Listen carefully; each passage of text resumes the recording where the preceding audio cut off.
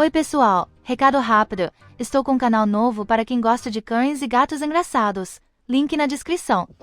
Oi, enquanto a receita passa, eu vou fofocar pra vocês do dia que teve guerra de comida lá na escola. A minha turma foi liberada mais cedo e aquele bando de crianças esfomeada foi tudo pro refeitório. Entraram correndo, um derrubando o outro. Tudo isso só pra pegar comida primeiro. Aí a fila foi andando, foi todo mundo se ajeitando nos seus lugares. Até que um menino delinquente pegou o miolo da maçã que ele comeu e jogou do outro lado do refeitório. E esse miolo bateu na cabeça de uma menina. Mas não era qualquer menina, não. Ela era a quebra-ossos, a furacão lá da escola. Mas como eu não quero ser banido de novo, eu não vou falar o nome dela, eu só vou dar uma pista. Começa com G.O. e termina com Vana. No momento em que aquela nojeira daquele resto de maçã caiu no cabelo dela, ela e as mosqueteiras amigas dela levantaram e pensaram que tinha sido a menina nova que tava andando com os meninos porque ela tava rindo. Essa Giovana pegou aquela nojeira e jogou na menina. E caiu dentro do prato da menina nova. Os moleques foram defender ela, pegaram assim de mão cheia o que tava no prato dela e jogaram na Giovana. Gente, virou uma zona. Os dois grupos que estavam um de cada lado do refeitório começaram a se tacar comida. E eu, no meio dos dois grupos, vendo que aquilo ali ia dar merda, sabendo que a melhor escolha que eu podia fazer naquele momento era chamar um responsável pra resolver aquilo ali, saí com as minhas amigas no meio daquela confusão, aquela baderna, aquela sujeira, aquela porquice. Fui em direção à porta do refeitório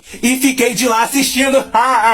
As tias da cantina chamaram o inspetor chamou a diretora e alguns professores. Eles chegaram lá, esculacharam a nossa turma, marcaram uma reunião com os pais de todo mundo e fizeram o pessoal limpar tudo. Gente, tava parecendo um chiqueiro, o pessoal com a roupa aqui, ó, cheia de feijão. A menina com um pedaço de macarrão aqui no cabelo dela. Minha turma ficou sem intervalo durante um mês. A galera que tava com a roupa limpa e que não tinha se envolvido, no caso eu, os nerds e as minhas amigas, não nos livramos. Todo mundo se...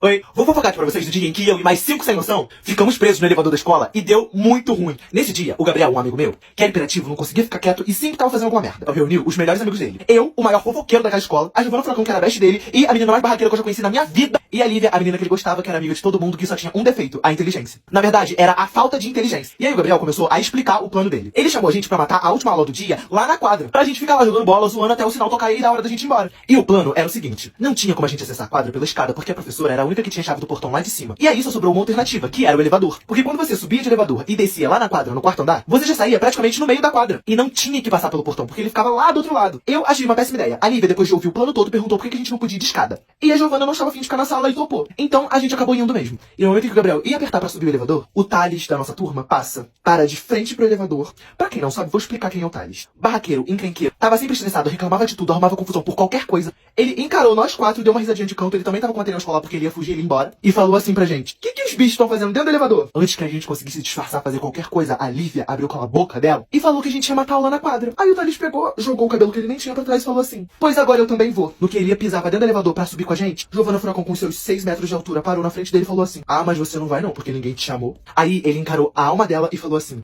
poxa, que pena, a diretora vai adorar saber que você e a sua boiada vão matar a aula lá na quadra. Aí não teve jeito, né? Tivemos que levar ele. Apertamos o botão pra subir, o elevador passou pelo primeiro, pelo segundo. Quando ele ia chegar no terceiro, ele só fez assim, ó.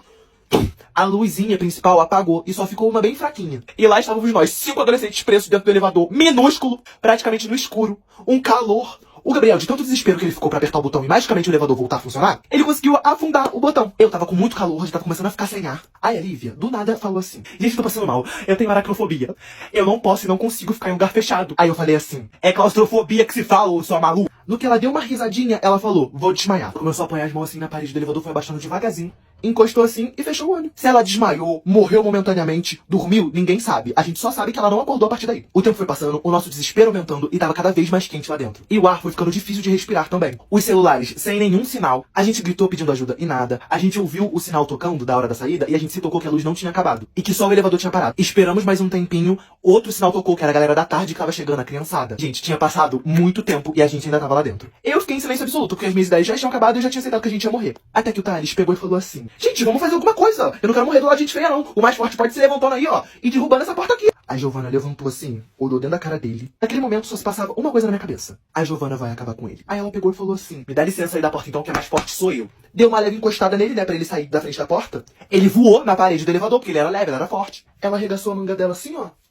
e começou a socar a porta assim, bum, bum, bum, e gritando socorro ao mesmo tempo. Até que a gente ouviu uma voz familiar perguntando assim: Ei, vocês estão presos aí no elevador? Nós reconhecemos que era a voz do Zé, o zelador lá da escola. E a gente, todo mundo junto, começou a gritar, falando que era a gente que tava lá, menos a Lívia, que tava dormindo desde a hora que o elevador parou. Aí o Zé gritou pra gente que os bombeiros já estavam chegando, que era pra gente se acalmar. O que pra gente tinha sido uma aventura e acabamos ficando presos dentro do elevador, tinha se tornado uma zona do lado de fora. A partir do momento em que o sinal tocou e alguns de nós que estávamos no elevador não chegamos em casa e nem demos nenhum sinal de vida, alguns pais ligaram pra escola perguntando se a gente estava lá. A diretora olhou a câmera de entrada e viu que a gente só tinha entrado na escola, mas a gente não tinha saído. Os pais começaram a se preocupar e foram pra escola. Nesse meio período, as crianças da Tati, que estavam passando pelo corredor toda hora, estavam ouvindo uns gritos, umas brigas, bem longe assim, tipo voz de fantasma, porque elas estavam no corredor onde o elevador estava. E aí umas começaram a ficar com medo, falando que a escola tava mal assombrada. Um amiguinho foi chamando o outro, no final tava todo mundo no corredor pra ouvir as vozes do além. E virou uma bagunça a escola. Até que o zelador apareceu, ouviu e percebeu que podia ser alguém que tava preso no elevador. Imediatamente ele falou com a diretora, ela, a dona Márcia, que já tinha chamado um policial de um postinho que era do lado da minha escola, pra ajudar ela a resolver o que estava acontecendo, conseguiu, juntamente com o policial, ligar os pontos de que as crianças desaparecidas estavam esse tempo todo